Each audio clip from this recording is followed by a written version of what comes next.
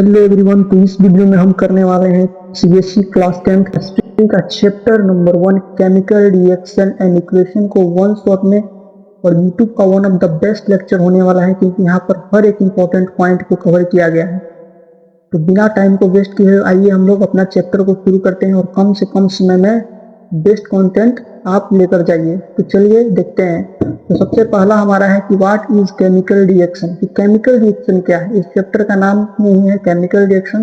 तो सबसे पहले हमें पता होना चाहिए कि ये केमिकल रिएक्शन क्या है। तो देखिए, process in which new substance with new properties are form, यानी एक तरह का ऐसा प्रोसेस है जिसमें एक नए सब्सटेंस का फॉर्मेशन होता है और जो नया सब्सटेंस बनता है उसका प्रॉपर्टी भी क्या होता है, नया होता है। बहुत तरह के एग्जाम्पल आप देखेंगे अपने आस-पास में, जैसे कि फल यानी फ्रूट्स का जो राइपनिंग होता है, जो फल हमारा पकता है तो एक तरह का केमिकल रिएक्शन ही होता है। वैसे ही डाइजेशन ऑफ फूड, जिसको आप बायोलॉजी में पढ़ते हैं, यानी कि फूड का डाइजेशन होना, वो भी एक तरह का केमिकल रिएक्शन ही है। तो ऐसे बहुत सारे एग्जाम्पल आप देखेंगे अपने आसपास में ही। उसके बाद आप देखेंगे कि during chemical reaction atom of one element do not change into those of another element. आप देखेंगे कि केमिकल रिएक्शन के दौरान ऐसा नहीं होता है कि एक एटम दूसरे एटम में बदल रहा है, ऐसा कुछ नहीं होता है। क्या होता है तो सिर्फ only rearrangement of atom takes place. सिर्फ एटम्स का क्या होता है, रीअरेंजमेंट होता है। ऐसा नहीं है कि एक एटम दूसरा एटम में बदल गया, सिर्फ और सिर्फ क्या होगा, रीअरेंजमेंट होगा। तो आप याद रखिएगा। अब देखिए यहाँ पर दो इंपॉर्टेंट टर्म हमारा है, एक तो रिएक्टेंट और एक होता है प्रोडक्ट। तो रिएक्टेंट क्या है और प्रोडक्ट क्या है, इसको हम लोग देख लेते हैं। Substance which take part in chemical reaction. Reactant क्या होता है, वो सब्सटेंस जो केमिकल रिएक्शन में पार्ट ले रहा है, जिससे हम केमिकल रिएक्शन कर रहे हैं। जैसे कि यहाँ पर देखिए एग्जांपल में मैग्नीशियम और ऑक्सीजन हमारा रिएक्टेंट है, क्योंकि यही हमारा केमिकल रिएक्शन में भाग ले रहा है, पार्ट ले रहा है। और प्रोडक्ट क्या है, तो new substance formed as a result of chemical reaction. तो प्रोडक्ट क्या होता है, जो नया सब्सटेंस केमिकल रिएक्शन होने के बाद बना, इसे हम प्रोडक्ट कहते हैं। जैसे यहाँ पर MgO, जिसको हम मैग्नीशियम ऑक्साइड कहते हैं, ये हमारा नया प्रोडक्ट बना है, इसलिए हमारा प्रोडक्ट है। यानी कि जो नया सब्सटेंस बनेगा वो हमारा प्रोडक्ट कहलाएगा, और जिन चीजों से हम लोग प्रोडक्ट बना रहे हैं वो हमारा रिएक्टेंट कहलाएगा। तो डेफिनेशन को आप ध्यान में रखेंगे और बढ़ते हैं हम लोग आगे। यहाँ पर एक इंपॉर्टेंट नोट आपको लिखा गया है, देखिए कि बिफोर बर्निंग इन एयर, यानी कि बर्न करने से पहले एयर में magnesium ribbon is cleaned bye rubbing with sand paper. जो मैग्नीशियम रिबन होता है उसको हम लोग बर्न करने से पहले सैंड पेपर से रब करते हैं, रगड़ते हैं, ताकि उसका जो प्रोटेक्टिव लेयरिंग है किस चीज का, मैग्नीशियम ऑक्साइड का, वो निकल जाए। यानी मैग्नीशियम ऑक्साइड, मैग्नीशियम रिबन को बर्न करने से पहले आप उसको अच्छे तरह से सैंड पेपर से रगड़िएगा, ताकि उसका मैग्नीशियम ऑक्साइड का जो प्रोटेक्टिव लेयरिंग है वो बाहर निकल जाए। तो भी आप एग्जाम में पूछ देता है कि why magnesium ribbon is rubbed before burning, तो इसका ये वाला आंसर आप लिख सकते हैं। देखिए some chemical reaction in our daily life. देखिए यहाँ पर बताया गया है डेली लाइफ में कुछ केमिकल रिएक्शन जो डेली हो रहा है। तो इसमें आपका एक पहला आ जाता है सोडियम ऑफ मिल्क, दूध का खट्टा होना, एक तरह का केमिकल रिएक्शन ही है। फॉर्मेशन ऑफ कर्ड, दही का बनना, एक तरह का केमिकल रिएक्शन ही है। कुकिंग ऑफ फूड, खाना का पकना, एक तरह का केमिकल रिएक्शन ही है। नेक्स्ट देखिए बहुत सारा एग्जांपल यहाँ पर मैंने लाया है। डाइजेशन ऑफ फूड, फूड का डाइजेशन होना, छोटे छोटे टुकड़ों में टूटना। रेस्पिरेशन, ये भी एक तरह का केमिकल रिएक्शन ही है। रेस्पिरेशन क्या होता है, बायो में पढ़ेंगे कि जिस प्रोसेस से हम लोग फूड से एनर्जी को ऑब्टेन करते हैं उस प्रोसेस को हम रेस्पिरेशन कहते हैं, और ये भी हमारा एक तरह का केमिकल रिएक्शन है। उसी तरह फर्मेंटेशन ऑफ ग्रेप्स, ग्रेप से हम लोग वाइन बनाते हैं फर्मेंट करके, तो ये भी एक तरह का केमिकल रिएक्शन है। रस्टिंग ऑफ आयरन हो गया, बर्निंग ऑफ फ्यूल्स हो गया, राइपनिंग ऑफ फ्रूट हो गया। तो ये बहुत सारे एग्जाम्पल है, आप एक या दो एग्जाम्पल याद कर लेंगे ताकि एग्जाम में आए तो उसको आप लिख सकें। अब देखिए कैरेक्टरिस्टिक ऑफ केमिकल रिएक्शन, कोई केमिकल रिएक्शन हो रहा है या नहीं हो रहा है उसका पता हम लोग कैसे लगाएंगे। तो उसके लिए हमारे पास सिंपल होता है कुछ कैरेक्टर किसी केमिकल रिएक्शन का, जिसको देखकर हमें बता सकते हैं कि कहाँ केमिकल रिएक्शन हो रहा है और कहाँ केमिकल रिएक्शन नहीं हो रहा है। जैसे कि पहला कैरेक्टर की बात करें तो इवोल्यूशन ऑफ गैस। अगर केमिकल रिएक्शन के दौरान गैस निकल रहा है इसका मतलब वहां पर केमिकल रिएक्शन हो रहा है। जैसे कि देखिए जब जिंक हमारा H2SO4, इसको हम कहते हैं सल्फ्यूरिक एसिड से रिएक्शन करता है, तो यहाँ पर ZnSO4 बनता है और साथ में H2 गैस निकलता है। अगर गैस निकल रहा है मतलब वहां पर केमिकल रिएक्शन हुआ है। उसी तरह मैग्नीशियम जब हाइड्रोक्लोरिक एसिड से रिएक्शन करता है तो MgCl2 और साथ में हाइड्रोजन गैस बनाता है। यानी कि गैस अगर बन रहा है तो मतलब कि वहां पर केमिकल रिएक्शन हो रहा है। तो कैरेक्टर लिखने के लिए अगर कैरेक्टरिस्टिक ऑफ केमिकल रिएक्शन लिखिए तो पहला आप इवोल्यूशन ऑफ गैस लिख सकते हैं और एक एग्जाम्पल भी आप याद कर लेंगे। नेक्स्ट देखिए फॉर्मेशन ऑफ प्रेसिपिटेट भी एक तरह का क्या है हमारा कैरेक्टर ही है। अगर प्रेसिपिटेट बन रहा है मतलब कि केमिकल रिएक्शन हो रहा है। जैसे कि देखिए PbNO3 जब Ki से रिएक्शन करता है, पोटासियम आयोडाइड से रिएक्शन करता है तो PbI2 का येलो प्रेसिपिटेट बनता है। लेड आयोडाइड, इसको लेड आयोडाइड कहते हैं, इसका येलो प्रेसिपिटेट बनता है और साथ में KNO3 बनता है। देखिए यहाँ पर येलो प्रेसिपिटेट बन रहा है। अगर प्रेसिपिटेट बन रहा है मतलब यहाँ पर केमिकल रिएक्शन हुआ है। इसी तरह एक और एग्जाम्पल दिया गया है, तो आप कम से कम एक एग्जाम्पल याद रखेंगे ताकि आपको एग्जाम में कोई प्रॉब्लम ना हो। उसी तरह BaCl2 जब H2SO4 से रिएक्शन करता है तो BaSO4 का देखिए व्हाइट प्रेसिपिटेट बनता है और साथ में HCl गैस यहाँ निकल जाता है। अब पूछेंगे कि प्रेसिपिटेट क्या है, तो देखिए सॉल्यूशन में कुछ सॉलिड बैठ जाता है उसी हम प्रेसिपिटेट कहते हैं। यानी कोई सॉल्यूशन है जिसमें नीचे जाकर कुछ सॉलिड बैठ जाता है, इसको हम प्रेसिपिटेट कहते हैं, तो आप याद रखिएगा।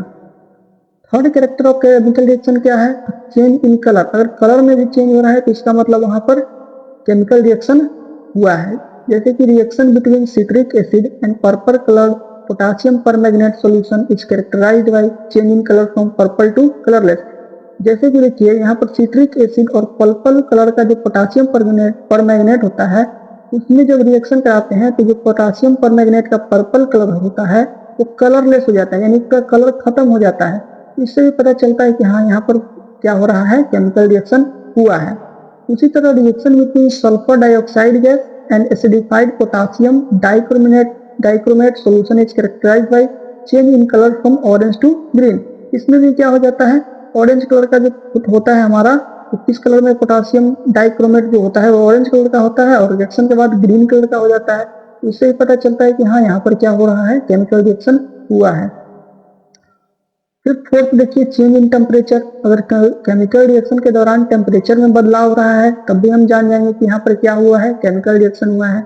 जैसे कि CaO जिसको हम क्विकलाइन कहते हैं, तो जब वाटर से रिएक्शन करता है CaOH fault wise calcium hydroxide जिसको हम सिलेक्डेलाइन कहते हैं वो बनाता है और साथ में हीट निकालता है। यानी कि यहाँ पर देखिए टेम्परेचर बाद में क्या हुआ, हीट निकला मतलब टेम्परेचर बढ़ा। अगर टेम्परेचर में चेंज हुआ मतलब यहाँ पर भी क्या हुआ है, केमिकल रिएक्शन हुआ है। उसी तरह कार्बन जब ऑक्सीजन के साथ रिएक्शन करता है तो CO2 और साथ में हीट निकालता है, यानी कि यहाँ पर भी टेम्परेचर बढ़ा। उसी तरह barium hydroxide NH4Cl ammonium chloride से रिएक्शन करता है तब देखिए यहाँ पर हीट निकालता है, मतलब कि टेम्परेचर का चेंज हुआ है, यानी कि यहाँ पर भी केमिकल रिएक्शन हुआ है। फिफ्थ पॉइंट देखिए चेंज इन स्टेट। अगर स्टेट में भी बदलाव हो रहा है तब भी हम समझ जाएंगे कि वहां पर क्या हुआ है, केमिकल रिएक्शन हुआ है। जैसे कि देखिए combustion reaction of candle wax is characterised by change in state from solid to liquid and gases. जो हमारा कैंडल वैक्स होता है, जब वैक्स होता है कैंडल जो आप जलाते हैं वो क्या होता है, तो सॉलिड होता है पहले और जलकर बाद में क्या हो जाता है, लिक्विड होता है और फिर गैस बन जाता है। यानी कि यहाँ पर भी देखिए स्टेट में चेंज हुआ है, सॉलिड से लिक्विड स्टेट में चला गया और गैसेस स्टेट में चला गया। तो मतलब कि यहाँ पर भी केमिकल रिएक्शन हुआ है। एक इंपॉर्टेंट पॉइंट यहाँ पर नोट करेंगे, some chemical reaction can show more than one character. ऐसा नहीं है कि हर रिएक्शन में एक ही कैरेक्टर दिख रहा है, खाली सिर्फ चेंज इन स्टेट ही हो रहा है या फिर चेंज इन टेम्परेचर ही सिर्फ हो रहा है, ऐसा भी नहीं है। एक केमिकल रिएक्शन में एक से ज्यादा भी कैरेक्टर हो सकता है, जैसे कि टेम्परेचर भी बढ़ सकता है, स्टेट का भी चेंज हो सकता है। उसी तरह मतलब कि प्रेसिपिटेट भी बन सकता है, उसके बाद यहाँ पर फॉर्मेशन ऑफ प्रेसिपिटेट हो सकता है, साथ में इवोल्यूशन ऑफ गैस भी हो सकता है। यानी एक रिएक्शन में एक से ज्यादा हमारा कैरेक्टर दिख सकता है। ऐसा नहीं है कि एक रिएक्शन में सिर्फ एक ही कैरेक्टर दिखेगा, तो ऐसा बिल्कुल नहीं है। अब बात करते हैं केमिकल इक्वेशन के बारे में। देखिए केमिकल इक्वेशन क्या है, the method of representing a chemical reaction with the help of symbol and formula of the substance involve in it is known as chemical equation. यानी केमिकल इक्वेशन एक ऐसा method है जिसमें हम किसी भी रिएक्शन को उसके सिंबल और फॉर्मूला के मदद से रिप्रेजेंट करते हैं, दिखाते हैं। उसी मेथड को हम क्या कहते हैं, केमिकल इक्वेशन कहते हैं। मतलब कि देखिए एक एग्जांपल से समझते हैं। यहाँ पर हम इस रिएक्शन को इस तरह से लिख रहे हैं, zinc metal react with dilute hydrochloric acid to form zinc sulphate and hydrogen gas. तो देखिए इसको अगर हम लिखेंगे तो सेंटेंस में लिख रहे हैं तो बहुत ही, हर रिएक्शन को ऐसे लिखना बहुत ही क्या हो जाएगा, डिफिकल्ट हो जाएगा। तो इसीलिए इसके आसान करने के लिए हमारे पास केमिकल इक्वेशन बनाया गया, यानी कि इसको शॉर्ट में लिखने को लिखा जाएगा। अब जो हम सेंटेंस में लिखते थे उसी को शॉर्ट कर दिया गया, किस मेथड से, तो केमिकल इक्वेशन के मेथड से। इसमें हम क्या करेंगे, तो अब इसको हम लोग जैसे सेंटेंस में ना लिखकर इसको सिंबल और फॉर्मूला के मदद से रिप्रेजेंट करेंगे। जैसे देखिए, zinc metal react with dilute sulphuric acid, तो यहाँ पर हम जिंक का सिंबल यूज कर लिए, सल्फ्यूरिक एसिड का फॉर्मूला यूज कर लिए और रिएक्शन करके जिंक सल्फेट बना दिया। तो देखिए इसका हम लोग फॉर्मूला यहाँ लिख दिए, हाइड्रोजन गैस लिख दिया, यानी यहाँ पर हाइड्रोजन हम लिख दिए, यानी फॉर्मूला लिख दिए। तो इस तरह से रिप्रेजेंट करना ही किसी भी केमिकल रिएक्शन को उसके फॉर्मूला एंड सिंबल से रिप्रेजेंट करना क्या कहलाता है, केमिकल इक्वेशन कहलाता है। नेक्स्ट देखिए, दो तरह का रिएक्शन होता है, केमिकल इक्वेशन होता है, एक बैलेंस होता है और एक अनबैलेंस्ड होता है, जो कि एग्जाम के लिए बहुत ही इंपॉर्टेंट होता है कि difference between balanced and unbalanced reaction लिखिए। तो सबसे पहले हम देखते हैं कि अनबैलेंस्ड केमिकल इक्वेशन क्या होता है। It has unequal number of atom of one or more element in the reactant and product side। यानी देखिए इस तरफ की जो रिएक्शन था इसको हम रिएक्टेंट साइड कहते हैं और इस तरफ एरो के इस साइड वाला, राइट साइड वाला प्रोडक्ट साइड कहलाता है।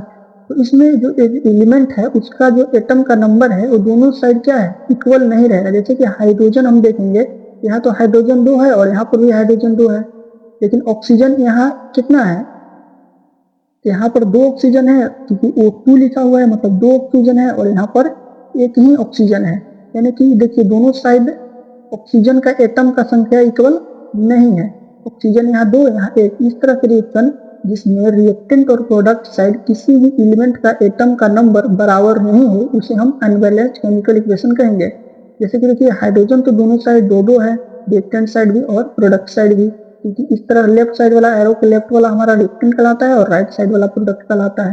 लेकिन ऑक्सीजन देखिए रिएक्टेंट की तरफ 2 ऑक्सीजन और प्रोडक्ट की तरफ 1 ऑक्सीजन है, इसलिए हमारा अनबैलेंस्ड केमिकल इक्वेशन हो जाएगा। तो अगर एग्जाम में आए अनबैलेंस्ड केमिकल इक्वेशन लिखने को तो आप ये डेफिनेशन और ये वाला एग्जाम्पल लिख सकते हैं। तो देखिए अब दिक्कत क्या है, तो this is wrong according to the law of conservation of mass, matter can neither be created nor be destroyed in a chemical reaction. तो ये जो ऊपर हमने देखा अनबैलेंस्ड केमिकल रिएक्शन एक तरह से गलत है, क्योंकि according to law of conservation of mass आपने पढ़ा होगा कि मास को ना ही बनाया जा सकता है ना ही खत्म किया जा सकता है। तो फिर रिएक्टेंट साइड जितना मास है उतना ही तो प्रोडक्ट साइड मास चाहिए, लेकिन यहाँ पर तो अनइक्वल हो जाएगा क्योंकि यहाँ पर ऑक्सीजन 2 है और यहाँ पर ऑक्सीजन 1 है, तो दोनों का मास सेम कैसे होगा। इसलिए हम लोग इस रिएक्शन को बैलेंस करेंगे, क्यों, ताकि हमारा लॉ ऑफ कंजर्वेशन ऑफ मास मतलब कि वैलिड रहे। देखिए यहाँ पर लिखा गया है, so chemical reaction should be balance to satisfy it, यानी कि लॉ ऑफ कंजर्वेशन को सेटिस्फाई करने के लिए हम केमिकल रिएक्शन को बैलेंस करेंगे। सबसे पहले देखिए बैलेंस केमिकल इक्वेशन क्या होते हैं, तो it has equal number of atom of different element in the reactant and product. तो इसके पास इक्वल नंबर ऑफ एटम रहेंगे, किसके, एटम्स के दोनों तरफ, रिएक्टेंट साइड भी और प्रोडक्ट साइड भी। जैसे कि देखिए इस एग्जांपल में यहाँ पर जिंक 1 है और यहाँ पर भी जिंक 1 है, हाइड्रोजन 2 है, यहाँ पर भी हाइड्रोजन 2 है, सल्फेट SO4 यहाँ पर 1 है, यहाँ पर भी SO4 1 ही है, यानी कि सल्फर 1 है और सल्फर 1 है, ऑक्सीजन 4 है, ऑक्सीजन 4 है, यानी कि ये रिएक्शन हमारा बैलेंस है, यानी कि दोनों साइड रिएक्टेंट और प्रोडक्ट साइड एलिमेंट का एटम का नंबर सेम है। जैसे कि यहाँ पर भी बताया गया है, देखिए number of zinc reactant side कितना है, 1 है, नंबर ऑफ प्रोडक्ट साइड भी 1 है, हाइड्रोजन रिएक्टेंट साइड 2, देखिए 2 लिखा हुआ, प्रोडक्ट साइड 2 लिखा हुआ है, सल्फर 1 लिखा हुआ है, प्रोडक्ट साइड भी सल्फर 1 लिखा हुआ है, ऑक्सीजन रिएक्टेंट साइड भी 4 और प्रोडक्ट साइड भी 4 लिखा गया है। तो देखिए दोनों तरफ एटम का नंबर क्या है, इक्वल है, इसलिए रिएक्शन हमारा बैलेंस है।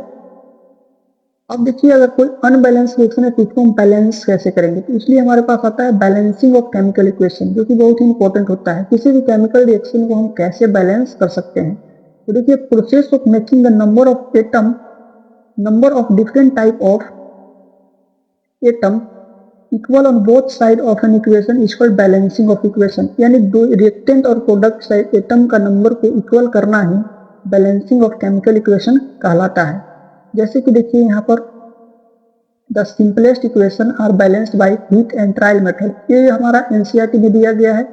हीट एंड ट्रायल मेथड से बैलेंस करने का जो तरीका है एनसीईआरटी बुक में भी दिया गया है, तो ये हमारे लिए इंपॉर्टेंट हो जाता है। तो देखिए हम हीट एंड ट्रायल मेथड से किसी भी रिएक्शन को बैलेंस कैसे करेंगे। तो देखिए हमारे पास एक सिंपल सा रिएक्शन दिया गया है, इसको हमें बैलेंस करना है। H2 जब रिएक्शन करता है ऑक्सीजन से तो H2O बनाता है। तो पहले देखिए क्या रिएक्शन बैलेंस है या फिर से अनबैलेंस है। तो देखिए नंबर ऑफ एटम ऐसे लिख देंगे, नंबर ऑफ ऑक्सीजन एटम ऐसे लिख देंगे, यानी जितना एटम रहेगा सबका यहाँ पर हम ऐसे लिख देंगे कि number of hydrogen, number of oxygen, अगर नाइट्रोजन रहता तो नीचे हम नंबर ऑफ नाइट्रोजन भी लिख देते हैं। उसके बाद इन रिएक्टेंट साइड लिखेंगे, इन प्रोडक्ट साइड लिखेंगे। अब गिनेंगे तो हाइड्रोजन का एटम रिएक्टेंट साइड पे कितना है, 2 है, यहाँ 2 लिख दिए। प्रोडक्ट साइड कितना है, 2 है, तो इधर भी 2 लिख दिए। ऑक्सीजन कितना है, 2 है, तो रिएक्टेंट साइड हम लोग 2 लिख दिए। प्रोडक्ट साइड कितना है, 1 है। देखिए यहाँ पर सारा खेल आ गया, यहाँ 2 है और यहाँ 1 है, मतलब दोनों साइड तो बराबर नहीं है। अब इनको बराबर करने के लिए 3 स्टेप्स को फॉलो करना पड़ेगा। जैसे कि देखिए सबसे पहले to have 2 oxygen atom on right side, product के साइड इस तरफ 2 ऑक्सीजन होने के लिए वी मल्टीप्लाई H2O by 2, जो हमारा वाटर है इसको हम 2 से मल्टीप्लाई कर देंगे ताकि हमारा जो ऑक्सीजन है कितना हो जाए, 2 हो जाए। अब ऐसा नहीं कि H2O को हम ऑक्सीजन को 2 यहाँ करना है तो O2 भी ऐसे लिख देंगे, ऐसे गलत हो जाएगा। हम आगे मल्टीप्लाई कर सकते हैं, यहाँ नहीं कि कोई एक एटम में के नीचे लिख दिए, ऐसा न करना रूल के खिलाफ है। तो इसलिए हम लोग जिस स्टेप्स फॉलो करेंगे उसी तरह करेंगे। तो देखिए यहाँ पर हमने क्या किया, सबसे पहले यहाँ 2 ऑक्सीजन करने के लिए हम लोग पूरे वाटर मॉलिक्यूल को 2 से मल्टीप्लाई कर दिए, आगे लिख दिए। ऐसा नहीं किए कि हम लोग ऑक्सीजन के नीचे ही 2 लिख दिए, ऐसा नहीं किया जाता है, आगे से मल्टीप्लाई करिए।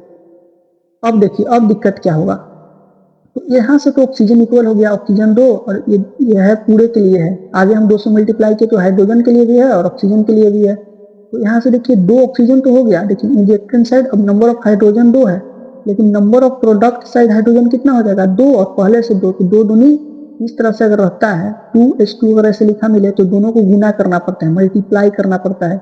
कितना हो जाएगा, 2 दूनी 4, यानी कि 2 2 4 हो जाएगा। तो प्रोडक्ट साइड जो हमारा हाइड्रोजन है कितना हो गया, 4 हो गया। ऑक्सीजन तो ठीक है, ऑक्सीजन इधर 2 और यहाँ पर भी 2, यहाँ नीचे कुछ नहीं तो 1 रहता है, तो 2 से 1 में मल्टीप्लाई यानी कि 2।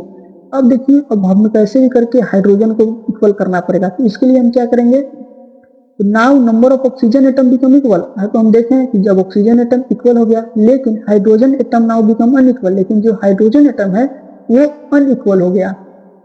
To have 4 hydrogen atom on left side multiply H2 by 2। अब हमको 4 हाइड्रोजन करना है रिएक्टेंट के साइड, तो कुछ नहीं करेंगे, यहाँ 2 से मल्टीप्लाई कर दिए तो 2 दूनी 4 हो गया। अब ऑक्सीजन अब गिनेंगे, देखिए मतलब इस रिएक्शन में देखिए यहाँ हमको हाइड्रोजन 4 करने के लिए इसके आगे 2 से मल्टीप्लाई कर देते हैं तो 2 दूनी 4 हाइड्रोजन हो गया। तो यही चीज यहाँ नीचे किया गया है, देखिए 2 से मल्टीप्लाई किया तो 2 दूनी 4 हो गया। तो अब गिनेंगे हम number of hydrogen atom reactant side 2 2 4, product side 2 2 4, oxygen 2, oxygen 2 क्योंकि ऐसे लिखा हुआ है, यहाँ कुछ नहीं तो 1, तो 2 into 1 तो 2 हो गया। अब देखिए रिएक्टेंट साइड जितना है उतना ही प्रोडक्ट साइड है, मतलब ये रिएक्शन हमारा बैलेंस हो गया। और इस मेथड को हम लोग हीट एंड ट्रायल मेथड कहते हैं बैलेंस करने का।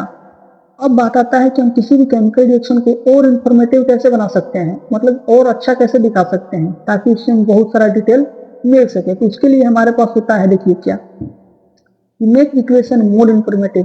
किसी भी इक्वेशन को मोर इंफॉर्मेटिव बनाने के लिए हम लोग क्या करेंगे, by indicating the physical state of reactant and product by using symbol. तो हम क्या कर देंगे, जो रिएक्शन लिखेंगे उसमें हम लोग जो रिएक्टेंट और प्रोडक्ट लिखेंगे उसका फिजिकल स्टेट भी दिखाएंगे। सॉलिड है तो उसके लिए हम ऐसे सिंबल लिख देंगे, उसके आगे जैसे कि हाइड्रोजन गैस है उसके आगे हम लोग G लिख देंगे ताकि पता चल जाए कि हमारा गैस है। तो इस तरह से हम लोग करेंगे। लिक्विड के लिए L सिंबल यूज कर लेंगे, एक्वस रहेगा तो AQ लिख देंगे, A और Q लिख देंगे।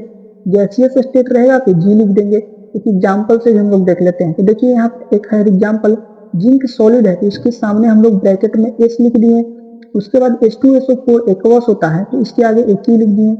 उसके बाद ZnSO4 एक्वस होता है तो इसके आगे AQ लिख दिए। H2 गैस होता है तो इसके आगे गैस लिख दिए। तो इस तरह से हम लोग किसी भी केमिकल रिएक्शन को मोर इंफॉर्मेटिव बना सकते हैं। सेकेंड देखिए, to indicate the heat change in an equation, हम और किस तरह से इंफॉर्मेटिव बना सकते हैं, तो हीट चेंज को भी इंडिकेट कर सकते हैं कि कहाँ हीट निकल रहा है, कहाँ हीट एब्जॉर्ब हो रहा है। तो यहाँ पर उससे पहले हम लोग दो रिएक्शन देखेंगे, एक होता है एक्सोथर्मिक रिएक्शन और एक होता है एंडोथर्मिक रिएक्शन। एक्सोथर्मिक रिएक्शन क्या होता है, हीट इज इवॉल्व, जिसमें हीट बाहर निकले वो रिएक्शन हमारा एक्सोथर्मिक रिएक्शन कहलाता है। इंडिकेटेड बाय राइटिंग हीट और energy on the product side of equation. तो एक्सोथर्मिक रिएक्शन में हम लोग प्रोडक्ट साइड या तो हम लोग हीट लिख देंगे या एनर्जी लिख देंगे, जिससे हमें पता चल जाएगा कि हाँ यहाँ पर एनर्जी या फिर से हीट बाहर निकला है। और किस तरफ एक्सोथर्मिक में लिखेंगे आप, तो प्रोडक्ट के साइड में लिखेंगे। जैसे एक एग्जाम्पल भी देखिए, जब CH4 मीथेन ऑक्सीजन से रिएक्शन करता है तो CO2 वाटर और साथ में हीट निकाला है, यानी कि यहाँ पर हम लोग हीट लिख देंगे, एनर्जी भी लिख सकते हैं। तो एक तरह का एक्सोथर्मिक रिएक्शन, क्योंकि देखिए इसमें प्रोडक्ट साइड हीट निकला है। उसके बाद देखिए रेस्पायरेशन भी आता है कि रेस्पायरेशन कैसा रिएक्शन है, तो आप याद रखेंगे कि रेस्पायरेशन भी एक एक्सोथर्मिक रिएक्शन है, क्योंकि इसमें भी हीट बाहर निकलता है। उस तरह ए वाला इसी चीज को यहाँ पर इक्वेशन के फॉर्म में लिखा गया है। ग्लूकोज है, जब ऑक्सीजन से रिएक्शन करता है तो कार्बन डाइऑक्साइड, वाटर और हीट निकलता है, और ये रिएक्शन क्या कहलाता है, यही तो रेस्पिरेशन का रिएक्शन है जो आप बायोलॉजी में चैप्टर नंबर 1 में पढ़ते हैं, इसको भी आप ध्यान में रखिएगा। अब सेकंड है इंडोथर्मिक रिएक्शन। इंडोथर्मिक रिएक्शन क्या होता है, हीट इज एब्जॉर्ब, तो इसमें हीट को एब्जॉर्ब करता है। तो इंडिकेटेड बाय राइटिंग हीट और energy on the reactant side of reaction. तो इसमें हम क्या करते हैं कि रिएक्टेंट साइड में हीट या फिर से एनर्जी लिख देते हैं। जैसे कि देखिए CaCO3 कैल्शियम कार्बोनेट है और ये हमारा एक इंडोथर्मिक रिएक्शन है, इसलिए यहाँ पर हम लोग हीट यहाँ रिएक्टेंट साइड में लिख दिए और यहाँ पर CaO बना और CO2, यानी कि अगर आप रिएक्टेंट साइड में हीट या एनर्जी लिखा देखेंगे तो समझ जाएगा कि इंडोथर्मिक रिएक्शन है। अगर प्रोडक्ट में हीट या एनर्जी लिखा देखिएगा तो समझ जाएगा कि हमारा एक्सोथर्मिक रिएक्शन है। और आता है difference between exothermic and endothermic लिखने के लिए, इंडो में लिख दीजिएगा कि heat is absorb and exothermic लिख दीजिएगा the reaction in which heat is release equal exothermic reaction. चाहे तो आप इस तरह से एग्जांपल को भी दिखा दीजिएगा। नेक्स्ट देखिए, photosynthesis and electrolysis of water is also an endothermic reaction. जो फोटोसिंथेसिस होता है जिसे आप बायोलॉजी में पढ़ते हैं, और एक इलेक्ट्रोलाइसिस होता है ये वाटर का, यानी वाटर को तोड़ना इलेक्ट्रिसिटी के प्रेजेंस में, वो तो दोनों रिएक्शन हमारा कैसा रिएक्शन है, इंडोथर्मिक रिएक्शन है, क्योंकि दोनों में हमारा हीट या एनर्जी एब्जॉर्ब होता है। नेक्स्ट देखिए, और कैसे इंफॉर्मेटिव बना सकते हैं, to indicate the condition under which the reaction take place, किस कंडीशन में रिएक्शन हो रहा है उसको भी हम लोग इंडिकेट कर सकते हैं। जैसे कि अगर कैटालिस्ट के प्रेजेंस में है, टेम्परेचर के प्रेजेंस में है, प्रेशर है, हीट है, तो हम लोग एरो के ऊपर साइन से रिप्रेजेंट कर देंगे। यहाँ पर देखिए, यहाँ पर क्या लिख दिए, ऐसे टेप बना दिए साइन कैटालिस्ट के लिए, इस तरह से प्रेशर लिख दिए, टेम्परेचर इस तरह से लिख सकते हैं एरो के ऊपर, यानी कि इस तरह से हम लोग केमिकल इक्वेशन को और इन्फॉर्मेटिव बना सकते हैं। कैटलिस्ट यूज किए, देखिए यहाँ पर MnO2 कैटलिस्ट यूज किए, तो यहाँ पर एरो के नीचे हम लोग या ऊपर हम लोग MnO2 ऐसे लिख सकते हैं जो हमारा कैटलिस्ट है। कैटलिस्ट क्या होता है, तो किसी रिएक्शन के स्पीड को इंक्रीज या डिक्रीज करने वाला सब्सटेंस ही कैटलिस्ट कहलाता है। अगर कोई रिएक्शन सनलाइट के प्रेजेंस में हो रहा है तो देखिए यहाँ पर सनलाइट एरो के ऊपर लिख दिए, और नीचे क्लोरोफिल भी है तो नीचे क्लोरोफिल भी यहाँ लिख दिए। तो इस तरह से हम लोग केमिकल रिएक्शन को और ज्यादा इंफॉर्मेटिव बना सकते हैं। अब आता है कि किस तरह से हम किसी भी रिएक्शन को लिख सकते हैं। Step for writing equation for a chemical reaction, यानी किसी भी केमिकल रिएक्शन के इक्वेशन को लिखने का स्टेप्स क्या हमारे पास है। तो देखिए सबसे पहला है, फर्स्ट में आप क्या करेंगे, write down the chemical reaction in the form of word equation. सबसे पहले आप उस रिएक्शन को वर्ड इक्वेशन के फॉर्म में लिखिए। वर्ड इक्वेशन का मतलब क्या, कि जब जिंक रिएक्शन कर रहा है, जैसे कि एक एग्जांपल समझते हैं, वर्ड इक्वेशन क्या है। तो वर्ड इक्वेशन हमारा इस तरह से हो जाएगा, यहाँ पर मुझे चलिए लिख कर दिखा देते हैं। वर्ड इक्वेशन मतलब ऐसे हुआ, जब मान लीजिए जिंक, तो जिंक ऐसे लिख देंगे ZINC जिंक। जब हाइड्रोक्लोरिक एसिड से रिएक्शन करता है तो यहाँ पर एक हाइड्रोक्लोरिक एसिड लिख देंगे, यानी कि वर्ड के फॉर्म में लिखना ही वर्ड इक्वेशन कहलाता है। यानी कि सबसे पहला स्टेप में हम क्या करेंगे, उसी भी रिएक्शन को वर्ड में लिखेंगे। जैसे कि जिंक की रिएक्शन किया तो यहाँ सिंबल यूज नहीं करेंगे, सबसे पहले जेड नहीं लिख सकते हैं, इस तरह से वर्ड में लिखेंगे, पूरा नाम लिखेंगे, जेड आई से जिंक, प्लस में लिखेंगे हाइड्रोक्लोरिक एसिड रिएक्शन कर रहा है तो हाइड्रोक्लोरिक एसिड ऐसे लिखेंगे। इस तरह के रिएक्शन को हम वर्ड इक्वेशन कहते हैं। तो सबसे पहले हम किसी रिएक्शन को वर्ड के फॉर्म में लिखेंगे, उसके बाद क्या करेंगे, सेकंड में देखिए put the symbol and formula of all reactant product in word equation. उसके बाद हम लोग फॉर्मूला और सिंबल में लिखेंगे, जैसे कि जिंक के लिए जिंक लिख देंगे, Zn लिख देंगे, हाइड्रोक्लोरिक एसिड के लिए HCl लिख देंगे, ZnCl बना तो ZnCl2 ऐसे लिख देंगे। यानी कि फर्स्ट स्टेप में हम लोग वर्ड के फॉर्म में लिखेंगे, सेकंड स्टेप में हम सिंबल और फॉर्मूला की मदद से लिखेंगे। थर्ड में क्या करेंगे, balance the equation by multiplying the symbol and formula by the simplest possible figure. अब हम लोग रिएक्शन को बैलेंस करेंगे, किससे, मल्टीप्लाई करके नंबर से। फोर्थ स्टेप में क्या करेंगे, जो कि आपने ऊपर सीखा था कि किस तरह रिएक्शन को हम बैलेंस कैसे करते हैं। फोर्थ स्टेप में क्या करेंगे, make equation more informative by indicating physical state, heat change and condition.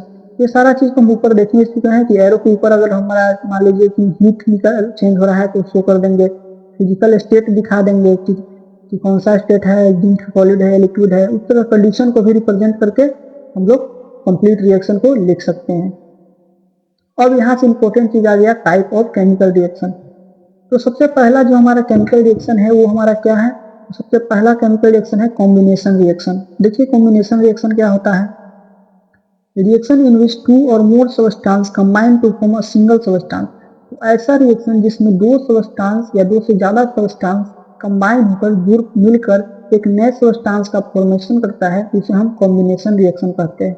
Combination मतलब क्या होता है, जुड़ना, यानी दो चीजों का जुड़ना और एक नए चीजों का फॉर्मेशन करना ही कॉम्बिनेशन रिएक्शन कहलाता है। जैसे कि देखिए मैग्नीशियम ऑक्सीजन से रिएक्शन करता है और मैग्नीशियम ऑक्साइड बना देता है। अब कहें कि आगे नंबर क्यों लिखा गया है, देखिए नंबर इसीलिए लिखा गया है ताकि ये रिएक्शन बैलेंस हो सके, और बैलेंसिंग हमने ऊपर सीख लिया है। उसी तरह देखिए बहुत सारा एग्जाम्पल दिया गया है, लेकिन वन शॉट वीडियो है तो हर एग्जाम्पल को तो हम बोल करके बताएंगे, इसलिए आप एक बार वीडियो को पॉज करके देख लेंगे कि सारा रिएक्शन कैसे हो रहा है, और एक या दो इसमें से एग्जाम्पल आप याद भी कर लेंगे ताकि आप एग्जाम में लिख सकें। चलिए अब हम लोग सेकेंड रिएक्शन देखते हैं। सेकेंड रिएक्शन हमारा होता है डिकम्पोजिशन रिएक्शन। तो ये क्या होता है, reaction in which the compound split up into two or more simpler substance. यानी कॉम्बिनेशन रिएक्शन का जस्ट अपोजिट जो रिएक्शन है वो हमारा डिकम्पोजिशन रिएक्शन है। डिकम्पोज मतलब होता है टूटना, यानी एक बड़ा जो कंपाउंड है वो छोटे छोटे कंपाउंड में क्या होगा, टूटेगा। उसी रिएक्शन को हम लोग डिकम्पोजिशन रिएक्शन कहते हैं। देखिए लिखा भी गया है कि जस्ट अपोजिट है किसका, कॉम्बिनेशन रिएक्शन का। यानी कॉम्बिनेशन में दो सबस्टांस जुड़ता था, लेकिन डिकम्पोजिशन में एक सबस्टांस टूट कर दो सबस्टांस या दो से ज्यादा सबस्टांस का फॉर्मेशन करता है।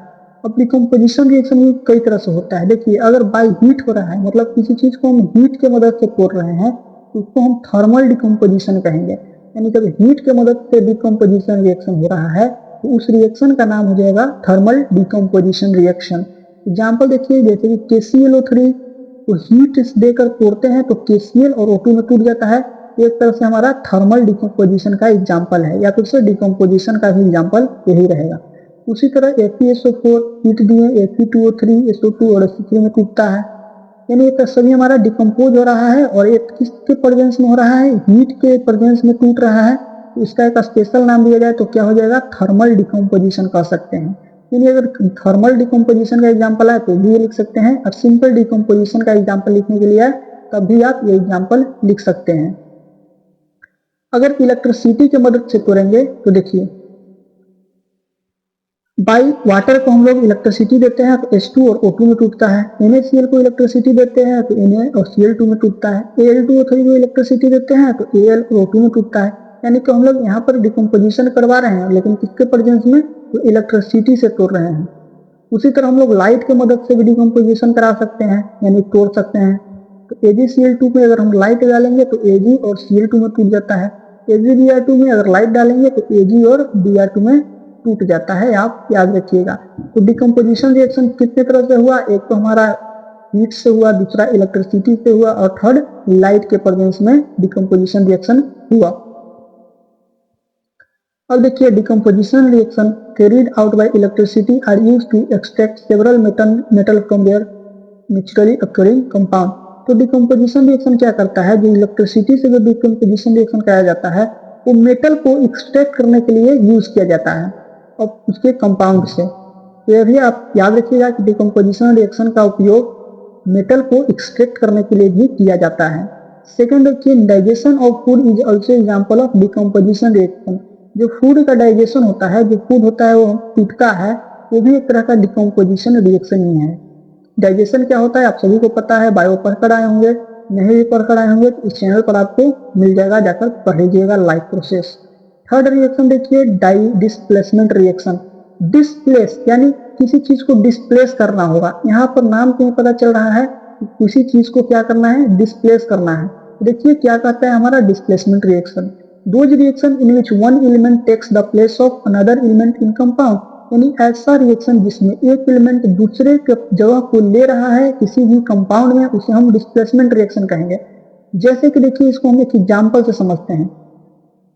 CuSO4 हमारा जिंक से रिएक्शन करता है तो ZnSO4 और Cu बनाता है। तो देखिए यहाँ पर क्या हुआ, CuSO4 जिंक से रिएक्शन किया तो कॉपर को यहाँ से हटाकर जिंक खुद आ गया। देखिए ZnSO4 आ गया और कॉपर को क्या कर दिया, बाहर कर दिया, यानी डिस्प्लेस कर दिया। तो इस तरह के रिएक्शन को हम डिस्प्लेसमेंट रिएक्शन कहेंगे, जिसमें एक एलिमेंट दूसरे एलिमेंट को किसी कंपाउंड से हटाकर उसके जगह पर आ जाता हो, उसे हम डिस्प्लेसमेंट रिएक्शन कहते हैं। और देखिए ये वाला point, a more reactive element displaces less reactive element. जो ज्यादा रिएक्टिव एलिमेंट होगा वही हटा सकता है। ऐसा नहीं है कि जो कॉपर से कमजोर रहेगा वो भी आकर इसको हटा देगा, ऐसा नहीं होगा। कॉपर से जो ज्यादा ताकतवर है, जैसे कि जिंक इससे ज्यादा ताकतवर है, इसलिए ये इसको डिस्प्लेस कर पा रहा है। अगर कॉपर से कमजोर रहता तो इसको डिस्प्लेस नहीं कर पाता। ये भी आप याद रखिएगा कि मोर रिएक्टिव एलिमेंट डिस्प्लेस करता है लेस रिएक्टिव एलिमेंट्स को। यहाँ पर एग्जाम्पल देख लीजिए, बहुत सारा एग्जाम्पल दिया गया है, इसमें से एक या दो एग्जाम्पल आप याद कर सकते हैं ताकि आपको एग्जाम में दिक्कत ना हो। नेक्स्ट देखिए double displacement reaction. Double displacement reaction क्या है, double displacement reaction, those reaction in which two compound react by exchange of ions to form new compound. यानी ऐसा रिएक्शन जिसमें दो कंपाउंड रिएक्शन करते हैं आयंस का एक्सचेंज करके ताकि एक नए सब्सटेंस का फॉर्मेशन किया जाए, उसे हम डबल डिस्प्लेसमेंट रिएक्शन कहते हैं। इसको भी हम लोग एग्जाम्पल से सीखेंगे, लेकिन डेफिनेशन इंपॉर्टेंट है, आप याद कर लीजिएगा कि डबल डिस्प्लेसमेंट रिएक्शन आखिर होता क्या है। यानी इसमें डबल डिस्प्लेसमेंट जहां वर्ड है आप याद रखिएगा कि वहां पर एक्सचेंज ऑफ आयंस होगा। आयंस क्या होता है, Na+ एक आयन है, sodium ion, Cl- chloride ion. ये आप बचपन में ही पढ़े होंगे 8-9 क्लास में कि आयंस क्या होते हैं। यहाँ पर सेकंड पॉइंट देखिए, it usually occurs in solution and one of the product be insoluble precipitate out. ये हमारा जो होता है सोल्यूशन में होता है, यानी कम से कम यहाँ पर दो कंपाउंड रहेगा और यहाँ पर जो एक कंपाउंड होगा वो क्या रहेगा, हमारा इनसॉल्युबल रहेगा, जो कि सॉलिड की तरह सेपरेट हो जाएगा नीचे सोल्यूशन में और उसको हम सेपरेट कर लेंगे। जैसे कि एग्जाम्पल से देखिए, जब AgNO3, और ये हमारा थोड़ा वन शॉट है इसलिए हम लोग उसको स्पीड में कर रहे हैं, इसको अगर डिटेल में पढ़ेंगे बहुत ही आराम से पढ़ते हैं, बहुत ही और एग्जाम्पल से अच्छी तरह से एग्जाम्पल से समझते हैं, लेकिन इसको बहुत ही कम समय में और बेस्ट कंटेंट आप डिलीवर करना है, इसलिए थोड़ा स्पीड फास्ट है तो आप मैनेज कर लेंगे। AgNO3 जब NaCl से रिएक्शन करता है तो देखिए दो कंपाउंड यहाँ रिएक्शन किया और AgCl का फॉर्मेशन किया और NaNO3, जिसमें देखिए दो सबस्टांस बना, लेकिन एक सबस्टांस हमारा प्रेसिपिटेट हो गया क्योंकि ये इनसॉल्युबल हो गया, सॉल्यूशन में सोल्यूबल नहीं था, मिक्स नहीं हुआ, वो इनसॉल्युबल हो गया और प्रेसिपिटेट की तरह नीचे सेपरेट हो गया सॉलिड की तरह, जिसे हम प्रेसिपिटेट कह दिए। यानी ये हमारा इनसॉल्युबल था और नीचे सेपरेट हो गया, इसको हम प्रेसिपिटेट कहेंगे, यानी कि वहां पर व्हाइट क्वांटिटी बन जाता है। उसी तरह ये वाला एग्जांपल है, जब BaCl2 Na2SO4 से रिएक्शन करता है तो BaSO4 और NaCl बना और यहाँ व्हाइट प्रेसिपिटेट किसका बन गया, BaSO4 का। यानी कि यहाँ पर एक्सचेंज ऑफ आयन हुआ। देखिए Ba+ आयन होता है और यहाँ Na+ आयन होता है। देखिए यहाँ Na+ आयन को Ba+ आयन क्या कर दिया, हटा दिया, यानी कि आयंस का एक्सचेंज हो गया, अदला बदली हो गया। इसी रिएक्शन को हम डबल डिस्प्लेसमेंट रिएक्शन कहते हैं। एक या दो एग्जाम्पल याद कर लीजिएगा, बाकी यहाँ पर आप देख सकते हैं, क्योंकि कम समय है तो हर एग्जाम्पल को मैं अब पढ़ कर तो नहीं बता सकता हूँ। चलिए देखते हैं अब नेक्स्ट नोट, एक इंपॉर्टेंट पॉइंट है, any reaction in which N insoluble solid called precipitate is formed that separate out from the solution is called precipitation reaction। अगर आपसे पूछा जाए कि प्रेसिपिटेशन रिएक्शन क्या है, तो आप याद रखिएगा ऐसा कोई भी रिएक्शन जिसमें एक इनसोल्यूबल सॉलिड जिसे हम प्रेसिपिटेट कहते हैं वो फॉर्म हो और सॉल्यूशन से सेपरेट हो जाए, उसे हम प्रेसिपिटेशन रिएक्शन कहते हैं। नेक्स्ट देखिए ऑक्सीडेशन एंड रिडक्शन रिएक्शन। क्या oxidation and reduction reaction, oxidation reaction क्या होता है? तो ऑक्सीडेशन रिएक्शन देखिए क्या होता है, addition of oxygen to a substance, किसी सब्सटेंस में ऑक्सीजन का एडिशन हमारा ऑक्सीडेशन कहलाता है, या फिर से removal of hydrogen from substance, oxygen का एडिशन या फिर से हाइड्रोजन का रिमूवल किसी सब्सटेंस से ऑक्सीडेशन कहलाता है। या तो ऑक्सीजन को ऐड करिए या तो हाइड्रोजन को बाहर करिए, तब हम दोनों केस में हम ऑक्सीडेशन कहेंगे कि हो रहा है। उसी तरह अगर नॉन मेटल का एडिशन हो रहा है, जैसे नॉन मेटल क्या होता है हमारा, कार्बन एक नॉन मेटल है, इसका एडिशन हो रहा है, यह हमारा ऑक्सीडेशन कहलाएगा। अगर मेटल का रिमूवल हो रहा है, जैसे कि सोडियम मेटल होता है, अगर ये हमारा बाहर निकल रहा है तो अभी हम कहेंगे कि ऑक्सीडेशन हो रहा है। ये 2 पॉइंट आप नहीं भी याद रखिएगा, लेकिन एक 2 इंपॉर्टेंट पॉइंट है, इसको आप याद रखिएगा कि ऑक्सीजन का एडिशन और रिमूवल ऑफ हाइड्रोजन ही क्या कहलाता है, ऑक्सीडेशन रिएक्शन कहलाता है। और इसको नीचे एग्जाम्पल से भी समझेंगे। सेकंड देखिए रिडक्शन रिएक्शन क्या कहलाता है, addition of hydrogen to a substance. यहाँ पर देखिए उसका जस्ट अपोजिट हो जाएगा, ऑक्सीडेशन का जस्ट अपोजिट हो जाएगा। इसमें ऑक्सीजन का एडिशन था और हाइड्रोजन का रिमूवल था, इसमें एडिशन ऑफ हाइड्रोजन हो जाएगा, ऑक्सीजन का रिमूवल हो जाएगा। यानी कि अगर ऑक्सीडेशन याद है तो आप रिडक्शन का भी लिख सकते हैं, क्योंकि दोनों अपोजिट होता है। अब जिसमें दोनों चीज हो रहा है, ये वाला डिफिनेशन पर ध्यान में दीजिएगा, जिसमें ऑक्सीडेशन और रिडक्शन दोनों हो रहा है उसे हम रिडक्स रिएक्शन कहेंगे। यानी एक साथ अगर ऑक्सीडेशन भी हो रहा है और रिडक्शन भी हो रहा है तो उसे हम रिडॉक्स रिएक्शन कहेंगे। डिफिनेशन आप लिख सकते हैं, the reaction in which oxidation and reduction simultaneously take place is called redox reaction. उसी तरह हमारा एक ऑक्सीडाइजिंग एजेंट होता है और एक रिड्यूसिंग एजेंट होता है, ये भी हम लोग देख लेते हैं। तो सबसे पहले आप समझिए कि एजेंट कौन होता है। जैसे कि LIC एजेंट, यानी जो एजेंट होता है वो खुद का LIC नहीं करता है, किसी और का करता है। उसी तरह ऑक्सीडाइजिंग एजेंट है, ये खुद का ऑक्सीडेशन नहीं करेगा, किसी और का ऑक्सीडेशन करेगा। तो देखिए substance which give oxygen for oxidation, वो सब्सटेंस जो ऑक्सीजन दे रहा है किसी का ऑक्सीडेशन करवाने के लिए, उसे हम ऑक्सीडाइजिंग एजेंट कहेंगे। यानी खुद का ऑक्सीडेशन नहीं करा रहा है, किसी और सब्सटेंस का ऑक्सीडेशन करा रहा है। या फिर से कह सकते हैं substance which remove hydrogen for oxidation, यानी वो सब्सटेंस जो हाइड्रोजन को रिमूव करता है ऑक्सीडेशन के लिए, उसे भी हम ऑक्सीडाइजिंग एजेंट कह सकते हैं। या सब्सटेंस विच गेट रिड्यूस्ड, वो सब्सटेंस जो रिड्यूस हो रहा है उसको भी हम लोग ऑक्सीडाइजिंग एजेंट कह सकते हैं। तो यहाँ से आप कोई एक भी, यहाँ से आप 3 डेफिनेशन है, कोई एक भी आप याद रखिएगा तो आपका काम चल जाएगा। नेक्स्ट देखिए रिड्यूसिंग एजेंट क्या होता है। Reducing agent substance which gives hydrogen for reduction, यानी वो सब्सटेंस जो रिडक्शन के लिए हाइड्रोजन दे उसे हम रिड्यूसिंग एजेंट कहेंगे। क्योंकि ये एजेंट है तो खुद का रिडक्शन नहीं करेगा, किसी और का रिडक्शन कराएगा। कैसे? हाइड्रोजन को देकर। सेकेंड डेफिनेशन आप याद रख सकते हैं, substance which remove oxygen for reduction, वो सब्सटेंस जो ऑक्सीजन को रिमूव कर ले रिडक्शन करवाने के लिए, उसे भी हम रिड्यूसिंग एजेंट कहेंगे। या वो सब्सटेंस जो खुद ऑक्सीडाइज हो रहा है उसे भी हम रिड्यूसिंग एजेंट कहेंगे। तो अगर आप तीनों पॉइंट याद रखते हैं तो बहुत अच्छा है, नहीं तो आप एक भी याद रख लीजिएगा तो आपका काम चल जाएगा। नेक्स्ट देखिए एग्जाम्पल देख लीजिए। यहाँ पर देखिए CuO जब हाइड्रोजन से रिएक्शन करता है हीट के प्रेजेंस में तो कॉपर और वाटर बनता है। तो देखिए यहाँ पर क्या हो रहा है, CuO से ऑक्सीजन का रिमूवल हो रहा है, रिमूवल ऑफ ऑक्सीजन हो रहा है, ऑक्सीजन निकलकर यहाँ सिर्फ कॉपर बच गया, तो यहाँ रिडक्शन हो रहा है। इसी तरह हाइड्रोजन में देखिए एडिशन ऑफ ऑक्सीजन हुआ, यहाँ वाटर बन गया, क्योंकि हाइड्रोजन में ऑक्सीजन जुड़ गया, तो यहाँ एडिशन ऑफ ऑक्सीजन हुआ, इसलिए यहाँ पर ऑक्सीडेशन हो रहा है। और इस रिएक्शन में ऑक्सीडेशन और रिडक्शन दोनों हो रहा है, तो ये एक तरह का रिडॉक्स रिएक्शन है। कौन सा रिएक्शन है? रिडॉक्स रिएक्शन हो जाएगा, क्योंकि जहां पर ऑक्सीडेशन और रिडक्शन एक साथ हो उसे हम रिडॉक्स रिएक्शन कहते हैं।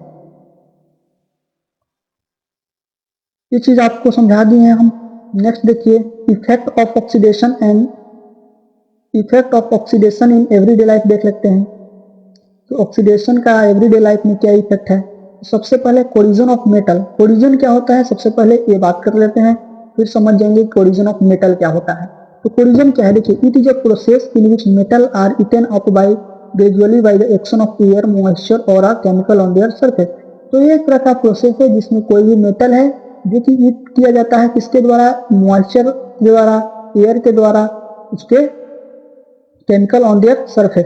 यानी एक तरह से मेटल का खराब होना हम कह सकते हैं कि क्या कहलाएगा, कोरिजन कहला जाएगा। It is mainly caused by oxidation of metal. और ये क्यों होता है, मेटल के ऑक्सीडेशन होने के कारण, यानी ऑक्सीजन से रिएक्शन करने के कारण, यानी ऑक्सीजन जुड़ने के कारण ही होता है। रस्ट क्या होता है, एक चीज ये देख लीजिए, most common form of corrosion, corrosion of iron with red brown substance layer on it. यानी कि जो देखिए ब्राउन कलर का जो सब्सटेंस होता है आयरन के ऊपर, उसे हम लोग रस्ट कहते हैं। क्या कहते हैं, रस्ट कहते हैं। और मोस्ट कॉमन किसका फॉर्म है, कोरिजन का फॉर्म है। आयरन के ऊपर जंग लग जाना कोरिजन एक तरह का है। ये रिएक्शन आपके लिए इंपॉर्टेंट नहीं है, लेकिन याद कर लेंगे तो अच्छा रहेगा, नहीं तो ये इंपॉर्टेंट नहीं है, इसको आप छोड़ भी सकते हैं। ये हमारा कोरिजन का रिएक्शन है कि कैसे आयरन में कोरिजन हो रहा है। ये चीज आप याद रखना कि जो रस्टिंग ऑफ आयरन है एक तरह का रिडॉक्स रिएक्शन है। क्या है, रिडॉक्स रिएक्शन है। सेकेंड हमारा इफेक्ट ऑफ ऑक्सीडेशन में आ जाएगा रेंसिडिटी।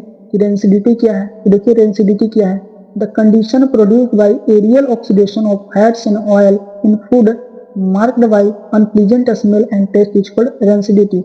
देखिए रेंसिडिटी वो कंडीशन है जिसमें oxidation of fats and oil होने के कारण जो फूड हमारा होता है उसमें से खराब स्मेल आने लगता है, फूड का खराब टेस्ट हो जाता है, उसे हम लोग रेंसिडिटी कहते हैं। यानी हमारा जो फूड है उसका ऑक्सीडेशन होने के कारण खराब हो जाना, जिससे हमारा टेस्ट बदल जाता है, फूड का स्मेल खराब आने लगता है, उसे हम लोग रेंसिडिटी कहते हैं। अब हमारा एक चीज और यहाँ पर इम्पोर्टेंट है कि हम लोग इसको प्रिवेंट कैसे कर सकते हैं, यानी कि हम लोग रेंसिडिटी को कैसे प्रिवेंट कर सकते हैं, यानी अपने खाना को खराब होने से कैसे बचा सकते हैं। सबसे पहले add antioxidant to food containing fat and oil. तो जिस फूड में फैट्स और ऑयल्स है उसमें हम एंटीऑक्सीडेंट का एडिशन करेंगे। अब बात आता है कि एंटीऑक्सीडेंट क्या होता है। तो देखिए एंटीऑक्सीडेंट केमिकल है जो प्रिवेंट करता है ऑक्सीडेशन को। यानी अगर आप खाना में एंटीऑक्सीडेंट डाल देंगे, यानी कि एक तरह का केमिकल होता है जिसको आप डाल देते हैं खाना में, वो खाना को रेंसिड यानी कि रेंसिडिटी से प्रिवेंट करता है, खराब होने से बचाता है। जैसे कि देखिए ये दो हमारा केमिकल यूज होता है किसके तरह, तो हमारा एंटीऑक्सीडेंट की तरह दो केमिकल का यूज किया जाता है। जैसे कि BHA जिसका पूर्ण फॉर्म होता है ब्यूटिलाइटेड हाइड्रोक्सी एनिसोल, या फिर से BHT ब्यूटिलाइटेड हाइड्रोक्सी टॉलिन। ये दो हमारा केमिकल है जो यूज किया जाता है एज अ एंटीऑक्सीडेंट। सेकेंड हम कैसे प्रिवेंट कर सकते हैं, packing fat and oil containing food in nitrogen gas. हम जो फूड में फैट और ऑयल है उसको हम लोग नाइट्रोजन गैस डालकर पैक कर देते हैं। क्यों, क्योंकि जो नाइट्रोजन गैस होता है वो एक तरह से अनरिएक्टिव गैस होता है, वो किसी से रिएक्शन नहीं करता है, जिससे हमारा फूड प्रिवेंट रहता है, यानी कि खराब होने से बच जाता है। थर्ड देखिए, कीप फूड इन रेफ्रिजरेटर। खाना को आप रेफ्रिजरेटर में रख दीजिए, फ्रिज में रख दीजिए। As low temperature slows down oxidation, क्योंकि जो लो टेम्परेचर है वो ऑक्सीडेशन का स्पीड को क्या कर देता है, कम कर देता है। फोर्थ पॉइंट आप क्या कर सकते हैं, storing food in air tight container. अपने फूड को एयर टाइट कंटेनर में रखिए, अच्छे तरह से उसको पैक कर दीजिए ताकि उसमें लिटिल एक्सपोजर हो किसका, ऑक्सीजन का, जिससे हमारा ऑक्सीडेशन स्लो हो जाए। मतलब कि ऑक्सीजन से जितना कम एक्सपोजर होगा उतना ही हमारा खाना प्रिवेंट रहेगा, खराब होने से बचता रहेगा।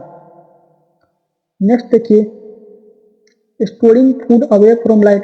अपने खाने को लाइट से दूर रखिए ताकि जो ऑक्सीडेशन है फैट और ऑयल का उसको प्रिवेंट किया जाए, क्योंकि लो टेम्परेचर में आपको पता है कि ऑक्सीडेशन का स्पीड स्लो हो जाता है। तो आज का हमारा चैप्टर हुआ कंप्लीट और हमने इसको 43 मिनट्स में बहुत ही डिटेल में कंप्लीट कर लिया है। और ऐसे ही हम लोग नेक्स्ट चैप्टर का भी करेंगे। तो आपको वीडियो कैसा लगा और तो आप कमेंट नीचे बता दीजिएगा। अगर इसका नोट्स चाहिए तो भी आप नीचे कमेंट करिएगा, मैं आपको इसका लिंक सेंड कर दूंगा कि जहां पर आपको total notes complete class 10 science का नोट्स आपको दे दिया जाएगा बिल्कुल फ्री ऑफ कॉस्ट। और इसी तरह से वीडियो को मतलब कि कम समय में पूरा अच्छा सा कंटेंट को क्लियर करने के देखने के लिए इस चैनल को सब्सक्राइब कर लीजिएगा।